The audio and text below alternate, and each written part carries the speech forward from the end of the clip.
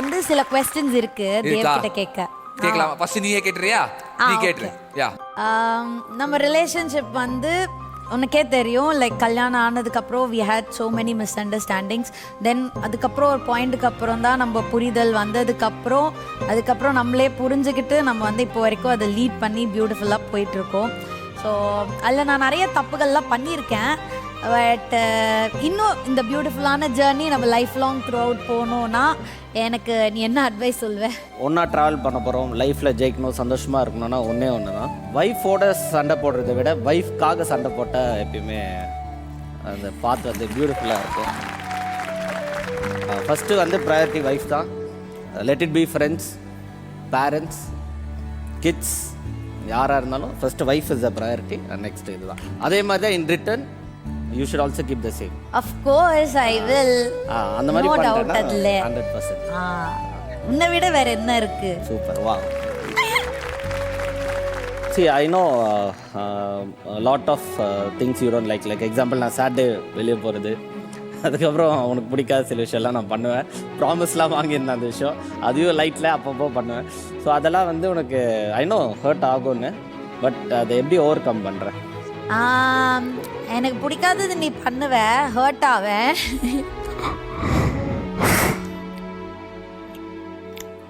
Okay fine. எனக்கு பிடிக்காதது நீ பண்ணுவேன், ஏன்னா இவ்வளோ நிறைய நல்லது எனக்கு என் லைஃப்பில் பண்ணிட்டேன். ஒன்று மட்டும் அது வந்து அட் டைம்ஸ் தான் நீ பண்ணுற, எனக்காக நீ அதை குறைச்சிருக்க, எனக்காக நீ அதை எஃபர்ட் போட்டு உன்னை விட்டு மாற்றிருக்க. ஸோ அந்த எஃபர்ட்டுக்கே அப்ரிஷியேட் பண்ணுறேன். ஸோ இவ்வளோ நல்ல விஷயம் பண்ணும்போது இத்தனோண்டு விஷயத்துக்காக என்றைக்குமே ஒருத்தர் நம்ம இது பண்ணக்கூடாது. அதுக்காக நான் உன்னை கற்றுவேன், பட் என்றைக்குமே விட்டு கொடுக்க முடியாதுல்ல.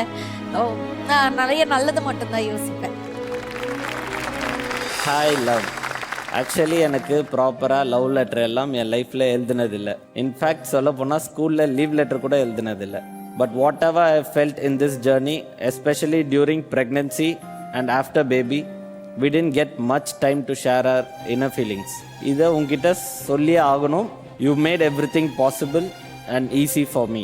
Also, you will take equally sharing in taking care of Papa. Thanks and love you for making me being myself and making this journey each day happy and peace. Best gift.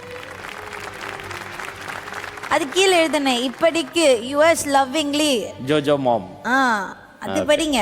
Okay, cute, ஸ்வீட்டாக இருந்தது. Dear Vaishali, இப்போல்லாம் ஐஷுன்னு பொண்ணு கூட ஈஸியாக கிடைக்கும், but வைஷுன்ற பொண்ணை love பண்ணுறதுலாம் ரொம்ப கஷ்டம். இந்த கஷ்டத்தில் கூட இஷ்டப்பட்ட என்ன மாதிரி ஆளை லவ் பண்ணதுக்கு தேங்க்ஸ்.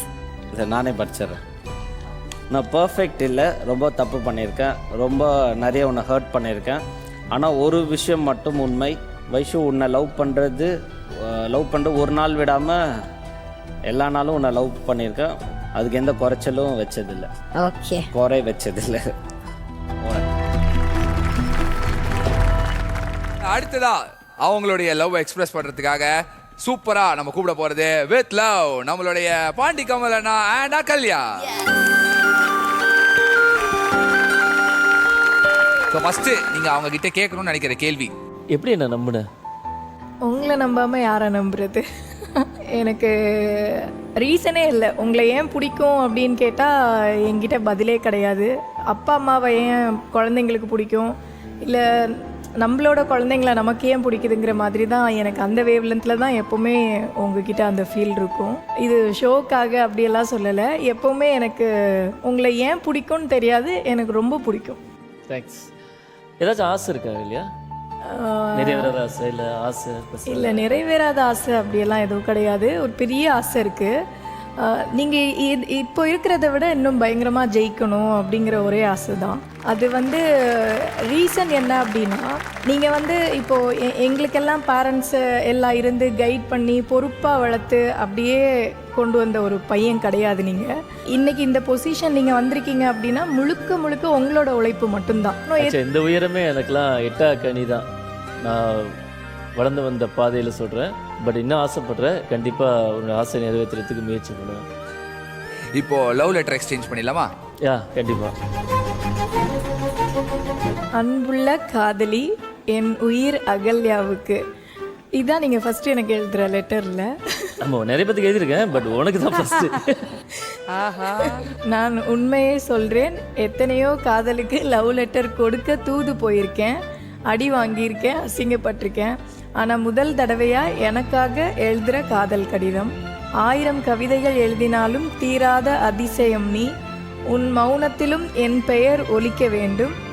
உன் அன்பும் உன் கண்டிப்பும் உன் ஊக்கமும் நம் குழந்தையையும் என்னையும் எப்போதும் மகிழ்ச்சியாக வைத்திருக்கிறது. நன்றிகள் பல பல. என்றென்றும் உன் முதல் குழந்தையாக உன் கணவன். I love you Ahalya. Uma. அன்புள்ள கனவா நீனே படிச்சிரு. சாரியா அவளை படிக்கட்டும். அன்புள்ள கனவா, ஆக்சுவலி நான் எழுதுகிற ஃபர்ஸ்ட் லெட்டர் இது. எனக்கு ரொம்ப எழுத வரல, பட் நான் ஒன்று சொல்லியே ஆகணும்.